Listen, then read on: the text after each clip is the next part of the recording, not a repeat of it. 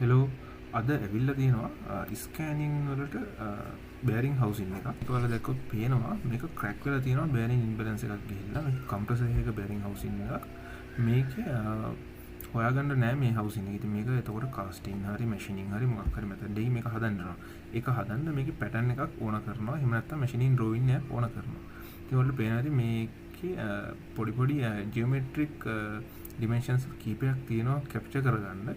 අපිට මේක මැනලා හදන්න ඕන. එහෙම නැත්නම් අපිට පුළුවන් මේක උඩ පාර්ට් එක හදන්න මේක ඩිජිටල් ට්වින් එක අරගෙන. ඉතින් අපි ස්කෑන් කරලා ඩිජිටල් ට්වින් එක ගන්න එක තමයි මම මේ වීඩියෝ එකේ පෙන්නන්නේ ඔයාලට.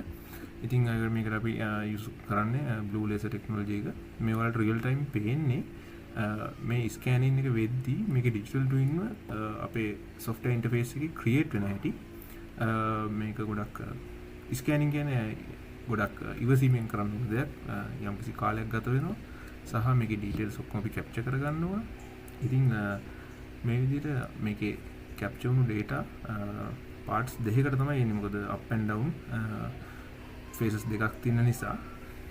ඉතින් මේක මේ ස්කෑන් කරලා ගත්තාම ඒකේ බලන්න ක්‍රැක් වෙච්ච පොයින්ට්ස් ඉතින් කැප්චර් වෙලා තියෙනවා. ඉතින් මෙතනින් හැට මේකේ තියෙන ටික යම්කිසි post processing එකක්. post processing එකෙන් පස්සේ අපිට මේ digital twin එක හම්බ වෙනවා මෙන්න මේ විදිහට.